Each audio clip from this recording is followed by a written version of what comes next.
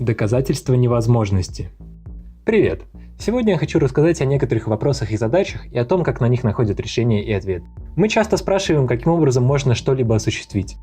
Как мне похудеть? Каким образом все успеть?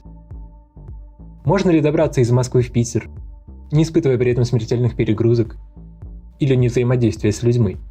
Все эти вопросы ищут самое лучшее решение задачи, оценивая решение по какому-то параметру. Самое дешевое, самое быстрое, требующее координации минимального количества людей. Мы редко сталкиваемся с какой-то задачей или вопросом, на который нет никакого решения, когда решение отсутствует в принципе. Трудно вообще сходу представить себе такой вопрос. Например, как двумя игральными костями за один бросок получить 15? Ответ очевиден. Никак. Совсем. Не существует такого варианта развития событий, который бы решал задачу. Как строго показать, что этой задачи нет решения? Но это просто. Можно перебрать все возможные исходы и увидеть, что ни один из них не решает задачу. Задачи бывают сложнее. Например, задачи, в которых количество потенциальных решений бесконечно. В таких случаях доказательство невозможности куда сложнее. У людей нет столько времени, чтобы перебирать бесконечное количество вариантов. Как же поступают в таких случаях? Один из вариантов – это поиск инварианта. Инвариант – это нечто, что сохраняется при преобразованиях. Нечто, что неизменно и остается одним и тем же. Посмотрим на игру в шахматы. Есть такая фигура – слон. Это парная фигура, которая не конь и не башенка.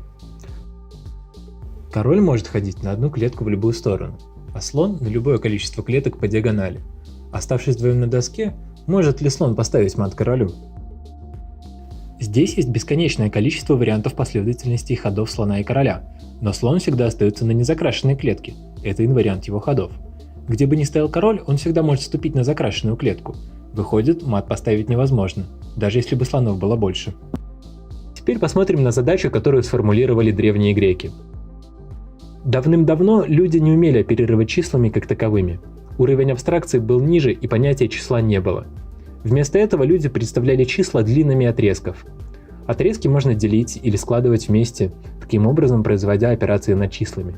Можно получать половины, трети, а также строить половину угла или удвоенный угол. С отрезками можно даже брать корни. Эти операции производятся с помощью циркуля и линейки. И у людей довольно хорошо получалось решать все насущные задачи, но некоторые оставались без решения долгое время. Например, как по заданному углу построить его треть? Этот вопрос оставался нерешенным 2000 лет, и оказалось, что он не имеет решения. Задумайтесь, это невероятный результат. Имея произвольный угол, можно проводить бесконечно много различных построений, соединять точки, проводить отрезки и прямые, строить окружности, но известно, что ни на каком шаге не получится конфигурация, отмеряющая треть угла.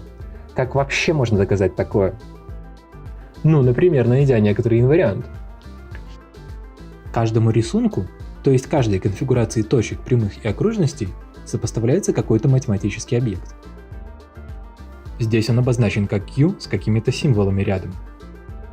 Построением и преобразованием конфигурации соответствует преобразование математического объекта. Пристально следя за тем, как меняется математический объект, можно сделать выводы о преобразованиях рисунка.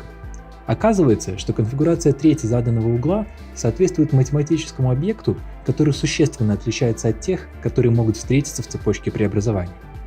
Еще разок. Каждому рисунку сопоставляется объект.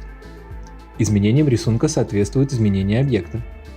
Известно, что требуемому рисунку с 1/3 угла соответствует объект, который не может быть получен изменениями начального.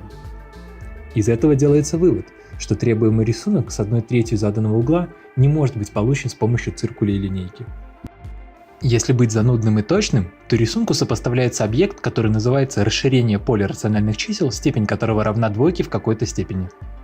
Бывают разные уравнения, в них кто-то что-то ищет, и чаще всего то, что ищут, зовут иксом.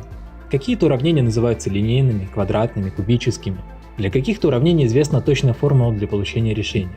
Чтобы понять, что формула действительно задает решение, нужно подставить его в исходное уравнение и удостовериться, что получается равенство. Известны формулы для решения уравнений первой, второй, даже третьей и четвертой степеней, но для уравнений степени 5 и выше не существует общей формулы для решения. Какую бы формулу ни взяли, то есть какая бы последовательность арифметических операций и даже взятие корня, в которые фигурирует коэффициент уравнения, не была, она не даст решения этого уравнения. Доказательство невозможности формулы несколько сложнее, чем поиск нужного инварианта, Помимо построения инварианта, необходимо хорошо знать его свойства и то, как они меняются. Мы познакомились с двумя идеями. С идеей инварианта, как чего-то остающегося тем же при изменениях или меняющимся известным образом. А также второй идеей о том, что реально существующим объектам, рисункам, деревьям, дорогам можно сопоставлять числа, треугольники, графы, чтобы при изучении математических объектов впоследствии делать выводы о реальных. Это одна из причин, почему люди занимаются математикой и почему она важна.